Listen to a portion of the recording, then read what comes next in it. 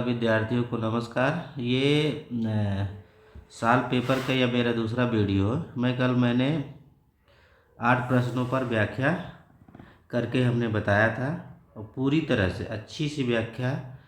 अगर आप ये पूरा वीडियो मेरा देखते हैं तो जो जो भी प्रश्न है वो सारे आप क्लियर रहेंगे, आपको कोई भी डाउट नहीं होगा।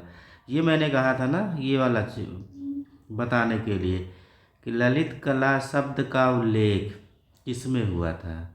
ये कालिदास कृति रघुवंश है, इसमें जो है ललित कला शब्द का पहली बार प्रयोग हुआ है, पहली बार।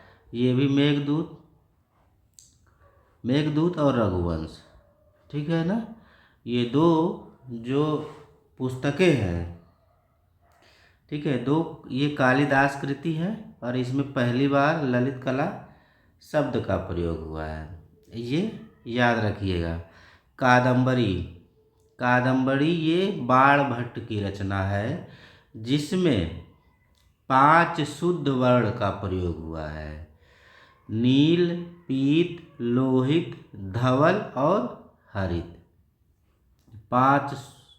5 रंगों का उल्लेख मिलता है, 5 शुद्ध रंगों का उल्लेख मिलता है। और ये तिलक मंजरी ये 10वीं शताब्दी की रचना है, धनपाल ने इसे लिखा है, ठीक है। धनपाल कृति ये है, तिलक मंजरी ये पूरा होना चाहिए था, 60 में है, ठीक है। तो ये हो गया आपका, ये क्लियर हो गया। अब ये तो मैंने बता ही दिया था। ये आइए, मैनकाइन का संबंध चित्रकला से है। अगला 10 नंबर का प्रश्न, हाग हेयर ब्रश। आपको हमने पहले भी बता चुका था, ब्रश के अगर प्रकार में पूछता है तो 2 प्रकार के ब्रश होते हैं। एक होता है सेबल हेयर ब्रश, एक होता है हाग हेयर ब्रश। सेबल हेयर,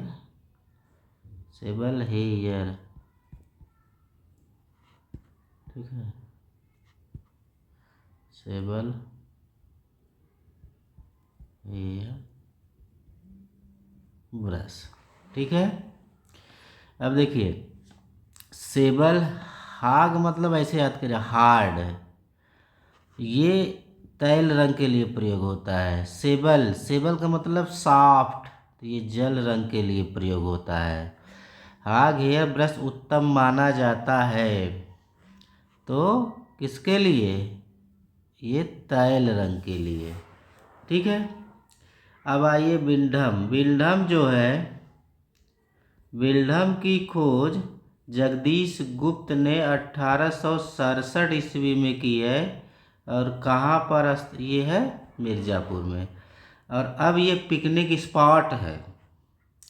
और पूरा देखिए, काकबर्न, मनोरंजन घोष, प्रागैतिहासिक चित्रों की खोज मनोरंजन घोष ने की थी 1922। मनोरंजन घोष, होश में आओ, मनोरंजन घोष, यानी कि होशंगाबाद गुफा चित्रों की खोज की थी। काकबर्न आर्चिवाल मिर्ज़ापुर स्थल की खोज की थी। Percy Brown, W Anderson, Amarnath Datt, 3 लोगों ने किस प्रागैतिहासिक स्थल की खोज की थी, इसको बताइएगा हमको, ठीक है। अब आइए यहाँ पे पूरा एक्सप्लेन करके, इसमें कन्फ्यूजन नहीं होगा। आद्य ऐतिहासिक काल में मूर्तियों का निर्माण। आद्य ऐतिहासिक काल को 2 भागों में बांटा गया है। कौन कौन सा है? एक है सिंधु घाटी सभ्यता, दूसरा है वैदिक सभ्यता, ठीक है। तो ये आद्य ऐतिहासिक काल के अंतर्गत, वैदिक काल में तो साहित्य लिखे गए हैं, कहने मतलब इसके बारे में पूछेगा। इसके बारे में जो मूर्तियों का निर्माण हुआ है, मूर्तियों का निर्माण 3 तरीके से, एक तो धातु, दूसरा पत्थर, तीसरा मिट्टी। तो ये हो जाएगा सभी। क्लियर है। अगला प्रश्न आइए। Broken colour, broken colour John Brett बाय ने किया है। विंची ने छाया प्रकाश चेरा स्क्यूरी की खोज की है। ठीक है। अब आइए भारतीय शिल्प सडंग। भारतीय शिल्प सडंग पुस्तक कब प्रकाशित हुई थी? 1921 में। 6 लिम्बस ऑफ बुक के नाम से अवनींद्रनाथ टैगोर ने Indian society of oriental art संस्था से ये प्रकाशित की गई पुस्तक है। ये 1921। संबद्धता का सिद्धांत प्रमाण को लॉ ऑफ रिलेशनशिप कहा जाता है और लॉ ऑफ रिलेशनशिप को हिंदी में संबद्धता का सिद्धांत कहा जाता है। कामसूत्र किस अध्याय में 64 कला का उल्लेख मिला है? चलिए, कामसूत्र वात्स्यायन कृति है। ठीक है, वात्स्यायन कृति है। ठीक है, इसमें 64 कला का उल्लेख मिला है। अब इसमें देखिए, इसका डिटेल आपको जानना है। तीसरे अध्याय में 64 कला का उल्लेख मिलता है और वो भी 64 कला में पहला आता है संगीत, दूसरा आता है वादन, तीसरा आता है नृत्य और चौथा आता है आलेख। यही है। ठीक है। अब आइए, व्यभिचारी भाव की संख्या कितनी है? तो 33 है। ठीक है, ये बहुत महत्वपूर्ण है। अब आइए ये वाला प्रश्न, एक ताल में कितने अंगुल होते हैं? तो 12 अंगुल होते हैं। 12 अंगुल। इसको ऐसे आप समझिए, प्रमाण। प्रमाण को वैसे तो 4 भागों में बांटा गया है। आयाम प्रमाण, अनुमान प्रमाण ऐसे करके है, लेकिन सौंदर्य शास्त्रियों ने 5 भागों में बांटा है। ठीक है, उसमें से जैसे कि एक आता है,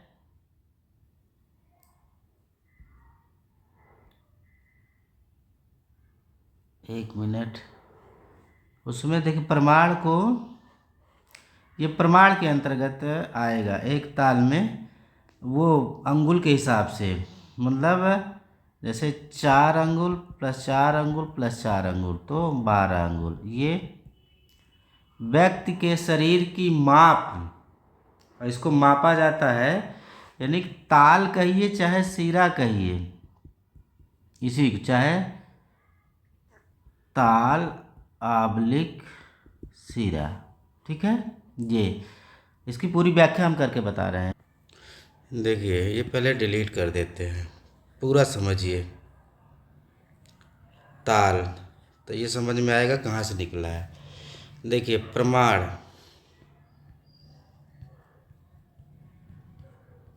ठीक है, प्रमाण, प्रमाण का जो परिभाषा होती है, अनुपात, उचित अनुपात। ठीक है, यानी कि नाप, तौल, बनावट, यानी कि पूरा वस्तु का ब्यौरा क्या होता है? प्रमाण कहलाता है। और इसमें क्या है? अनुपात, अनुपात के उचित ज्ञान को प्रमा के नाम से जानते हैं। ये भी एक बार प्रश्न आया है, इसको ध्यान से समझिएगा तो समझ में आ जाएगा। अब हमने ये भी बताया था 4 भागों में बांटा गया है। एक हो गया प्रत्यक्ष प्रमाण, दूसरा अनुमान प्रमाण, उपमान प्रमाण और शब्द प्रमाण। अब भारतीय सौंदर्य शास्त्रियों ने इसे पांच भागों में बांटा है। कौन कौन से हैं? नर, क्रूर आबलिक असुर, राक्षस, वामन और कुमार। इसको समझना है पूरी तरीके से तो क्लियर हो जाएगा। जो नर होगा उसका जो माप होगा वो 8 होगा, 9 होगा या 10 होगा। और क्रूर या असुर का 12, ये ताल है, 12 ताल, 10 ताल, 16 ताल, 5 ताल, 8 ताल। 52 मतलब बौना। जब किसी चित्र में बौने को चित्रित किया जाएगा। कुमार मतलब बालक। ठीक है, ये हो गया। अब इसमें से 3 इसलिए आता है कि ये क्या हो जाएंगे? ये मानव, ये साधारण मानव का प्रमाण होगा, साधारण। ये होगा विशेष मानव, ये होगा महामानव, महामानव। ठीक है, इस तरह से। अब जैसे मान लीजिए किसी एक व्यक्ति को बनाना है, साधारण मानव को आपको बनाना है, जबकि रियल में 7.5 ताल होता है। मानव की जो लंबाई होती है वो 7.5 ताल, 8 ताल माना जाता है। ऐसा फंडामेंटल की बुकों में इसका उल्लेख मिलता है। ठीक है, अब उसको मापने के लिए 4 अंगुल, 4 अंगुल, 4 अंगुल, ऊपर से नीचे तक अगर मापते हैं किसी भी व्यक्ति को, जैसे मैं ही अपने पूरे शरीर की माप को अगर मापना हो तो कितने ताल का हूँ, तो 4 अंगुल, 4 अंगुल, 4 अंगुल, 12 अंगुल मतलब 1। ऐसे पूरे शरीर को नाप देंगे तो वो 7.5 या 8 ताल में मनुष्य होता है। तो इसका यही मतलब है। इसका आंसर यहाँ होगा 12। ठीक है, क्लियर। अब आइए, जी.आर. हंटर ने 1932 में किस स्थल की खोज की थी? जैसे मान लीजिए नहीं पता। होशंगाबाद की खोज मनोरंजन घोष ने 1922 में किया। पंचमढ़ी की खोज एच.डी. गार्डन और पाट्रिक ने किया 1932 और 1936। बेलारी 1892। ठीक है, तो अब ये आ गया 1932, यानी कि 1932 में किसकी खोज हुई थी? जी.आर. हंटर ने 1932 में पंचमढ़ी की खोज की थी। क्लियर। अब आ जाइए, कला हमारी भावनाओं की अभिव्यक्ति है। ठीक है, अनुकृति है अरस्तु, सत्य की अनुकृति है या सत्य का अनुकरण है। सत्य की अनुकृति प्लेटो, सत्य का अनुकरण अरस्तु, यही टॉल्स्टॉय होगा। कला हमारी भावनाओं की अभिव्यक्ति है। ठीक, क्रोचे का बहुत इंपॉर्टेंट नहीं है, लेकिन ये तीनों सौंदर्य शास्त्री जो है इनका बहुत इम्पॉर्टेंट है। भारतीय कला क्या है? तो भारतीय कला दर्शन है। ठीक है, भारतीय कला का संबंध किससे है? धर्म से। लेकिन भारतीय कला क्या है? तो ये दर्शन, ये सही होगा। मंदसौर से कितने गुफा चित्र मिलते हैं? 30, याद रखिएगा। ठीक है, अब इसमें भी मैं बता रहा हूँ, ये एमपी का है मंदसौर। देखिए, करीबन 100 मिलेंगे मिर्ज़ापुर में। ठीक है, 100 मिलेंगे मिर्ज़ापुर में। 1 मिनट विस्तृत बता दे, यहीं से देख लीजिए पूरा डिटेल। मिर्ज़ापुर में 100। ठीक है, 50 किस में है? पंचमढ़ी में। 12 कितने हैं होशंगाबाद में, क्लियर। और 30 मंदसौर में। आगे चलिए। भारतीय प्रागैतिहासिक कला के जनक रॉबर्ट ब्रूसफुट 13 मई 1863 मद्रास के अब चेन्नई समझ, चेन्नई पल्लावरम में क्वार्टिजाइट यंत्र यानी कुल्हाड़ी की खोज इन्होंने किया था। अब आते हैं मोहनजोदड़ो के महान स्नानागार की खोज किसने की थी। देखिए, अर्नेस्ट मैके रेलवे लाइन बिछा रहे थे 1924 में, तो ये पता चला कि ये पूरी सिंधु घाटी सभ्यता है, ठीक है। और राखाल दास बनर्जी, आर.डी. बनर्जी, ये आर.डी. बनर्जी होगा, ठीक है। राखाल दास बनर्जी ने महान स्नानागार की खोज की थी। हैदराबाद क्षेत्र के प्रागैतिहासिक स्थल की खोज किसने की थी? F.R. आलचिन ने 1865 ईस्वी में। कुल्हाड़ी की खोज 1863 मद्रास के पल्लावरम में, ठीक है। अब आइए, प्लेटो ने किस कला को उच्च कला स्थान दिया है? ठीक है, प्लेटो ने किस कला को उच्च कला का स्थान दिया है? ये 26 से कल हम लोग अगले वीडियो में पढ़ेंगे। देखिए, मेरा पूरा वीडियो जब तक आप देखेंगे नहीं तब तक आपको समझ में नहीं आएगा, इसलिए पूरा वीडियो देखिए। धन्यवाद।